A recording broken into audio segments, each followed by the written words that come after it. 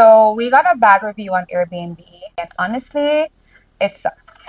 As a host, you put so much time and energy and effort into creating the perfect experience for your guest. So when you get a bad review, even when it's just one, it really stings. Instead of letting it discourage us, I figured this would be the perfect opportunity to share the real side of Airbnb. So in this video, I'll be sharing what actually happened, how we handled the review, and what we learned from it. I wouldn't necessarily call it a bad review, it was an honest review. Unfortunately, as Airbnb hosts, we cannot do everything ourselves. Yes, we are very intentional. Yes, we are very hands-on. You're not going to catch, you're not going to prevent everything. And what these honest reviews do is that it shows you where the weak spots are in your business. It allows you the opportunity to fortify these weak spots to ensure that you're providing a standard and a consistency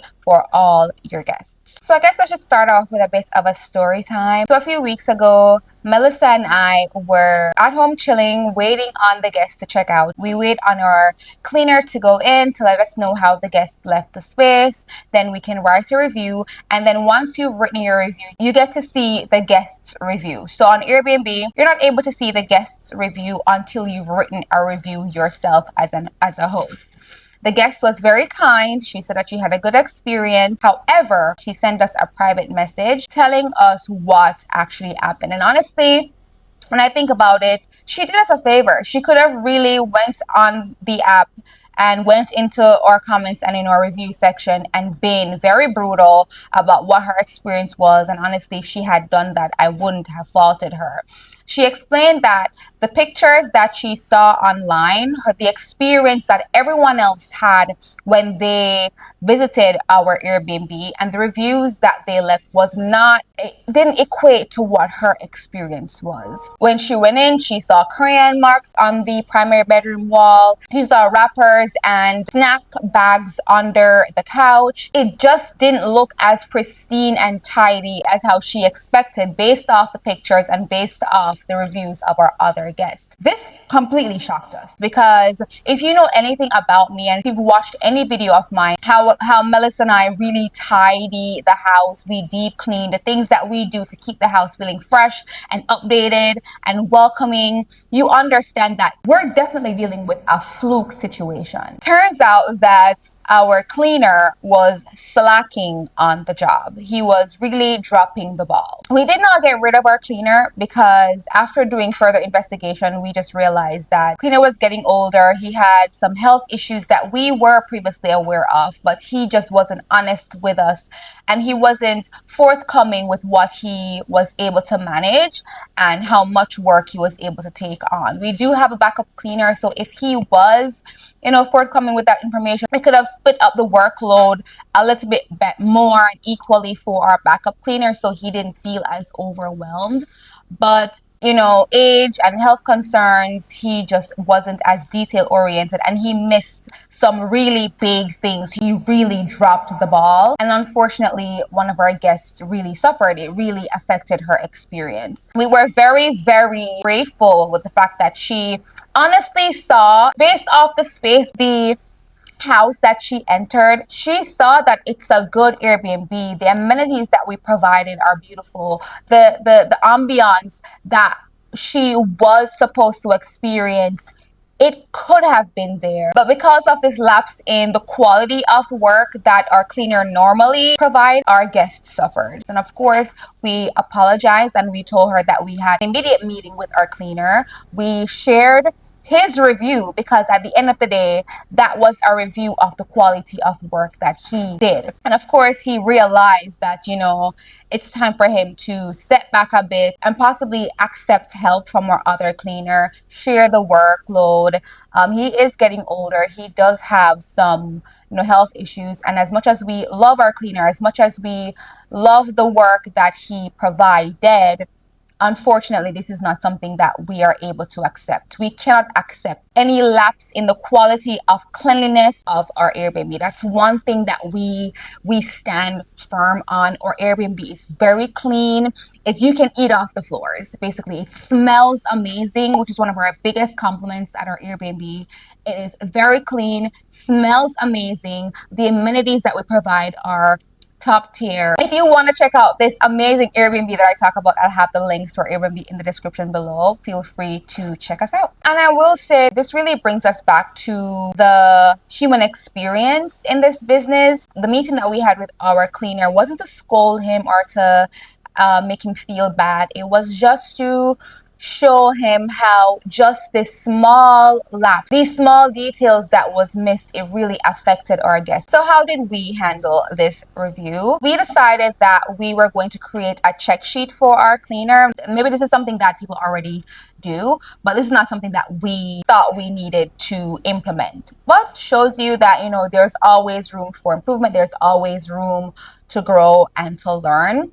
So what we did was we created a cleaning check sheet for our cleaners. Basically, all the areas that must be addressed, must be cleaned before they leave. And also it serves as a reminder for our cleaners, because sometimes when they go in, they're trying to turn over from a previous guest that left and get it ready for someone who's checking in the very same day. That can be hard. It only leaves them about 3 to 4 hours to have the Airbnb ready to go. So a checklist really is helpful for them to ensure that they don't forget to do some of these key things that is really important to maintain the standards that we provide. If you are planning on starting your Airbnb, or you're already an Airbnb host and you are looking for some help in what should possibly be on the checklist or what our checklist looks like, let me know in the comments if that's something that you'd be interested in. Maybe I could create a PDF document and share that with you. That's something that I'd be happy to do, because honestly,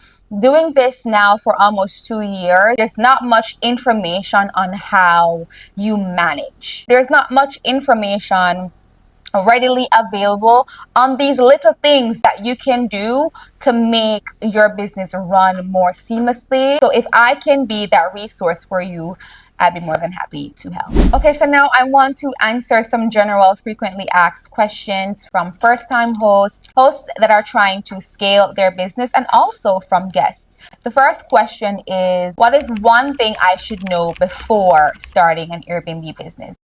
Accidents happen. You got to know that accidents happen. In an Airbnb business, things get broken, things get lost, things go missing, accidental stains, accidents do happen. You're working with human beings. You're working with people who are not as careful as you would be, or even care about these things as much as you do. So just bear in mind that everything that you put in your Airbnb, you cannot have a personal attachment to them. It should be easily and readily available for you to replace things as it relates to glassware, dinnerware, sheets, furnishings, decorations. Everything needs to be something that you can easily replace, because accidents do happen. Another question is, do I use any other short-term rental apps? Yes, we use other short-term rental apps. We also use Vrbo. And how that works is on both apps, you're able to merge the calendar on Airbnb and on Vrbo, so you don't have any double bookings. Those calendars can be merged. So you can take the guesswork out of it. You don't have to go and manually block off dates on individual apps. These short-term rental apps actually work together. So you're able to have your listing on multiple platforms and manage multiple platforms as you go. So I do recommend that you use multiple platforms. Right now, we have most success and bookings from Airbnb. I think Airbnb is honestly one of the most popular short-term rental apps. So that's where we get most of our success from. However, we do have the listing on Vrbo as well. We're looking to branching off onto the booking.com website pretty soon. The next question is, how do I automate my short-term rental business, I do have a video, a more in-depth video already on my channel. I have it linked in the cards and in the description below, where I kind of go through on how easy it is to automate your Airbnb business. But basically, off the top of the head, you need a smart lock or a self-check-in system. You also need to have your check-in information and your checkout information already laid out and scheduled in your Airbnb app. That is something that you can do. The feature is there for you to do it. So once it's time to check in, the guest is sent an automated message, and once it's time to check out, the guest is sent an automated checkout message. Outside of that, the next thing that you're going to need is great supportive staff. Good help is hard to find, and I'll say that. Finding people who will treat your business the way how you would treat it, and people who understand the importance of guest experience. Once you find those key people, I'm telling you, it's going to be super easy for you to automate. More detailed information will be found in the description below. Feel free to check out that video. The next question is, what do hosts look for when reviewing a guest? Because yes, that is how Airbnb works. The guest is able to leave a review, but also as a host, you are able to leave a review for how the guest left or treated your space. The key things that we look out for is, did the guest follow our checkout instructions? That is very big to us. There are key things that we leave in our checkout instructions for our guests to follow, because it makes our turnover easier. Also, not leaving the central air running after they leave, not leaving the door open. There are some things that we ask our guests to do in our checkout information that really just makes our life easier. So that's the main thing that we look for. How did our guests follow our checkout instructions? Also, just general visuals. We're looking to see if there's a vast or drastic difference between what we provided and what they left. I don't necessarily care if there are soils on the linens. Stuff like that happens. You know what I mean? Just ensure that there's no excessive amount of trash. There's no excessive amount of stains on anything. There's no evidence of a party. There was no evidence of smoking inside of the house. Stuff like that. So we've been fortunate enough to have some pretty good, respectable, decent people stay at our Airbnb. Our last and final question for this video is, how do I get started on Airbnb? The most easiest and honest answer that I can give you is, you just have to start. You just have to start. The thing is, before we got started, we tried to fine-tune everything, fine-tune every detail. We wanted everything in place. But what that did was just prevented us from actually starting. So once you have your place and you have the basic necessities for your guests, you can grow. Price your Airbnb fairly compared to other Airbnbs around you or in your area, and get listed. List it. Get on there. You can grow. You can upgrade your space. You can upgrade your linens. You can add different amenities. You can add new features. You can always grow. And as you start to grow, you can start to upcharge and raise your prices based off the experience that you are providing. But the main thing that I would tell you for someone who is looking to start, if you have the space and you have the basic setup, you just have to start. List it, get on there. The easiest way to learn and to grow on Airbnb is hands-on experience. You just have to start. Thank you so much for watching this video. If you have any further questions that you'd like me to answer, feel free to leave them in the comments. And if you would like me to keep doing more of these types of videos, let me know that as well. I really do hope that you enjoyed it. And if you did, don't forget to like, comment, and subscribe. Turn on your post notifications so you do not miss whenever I post another video. And until next time, love you, bye. Falling for you, I can't keep away.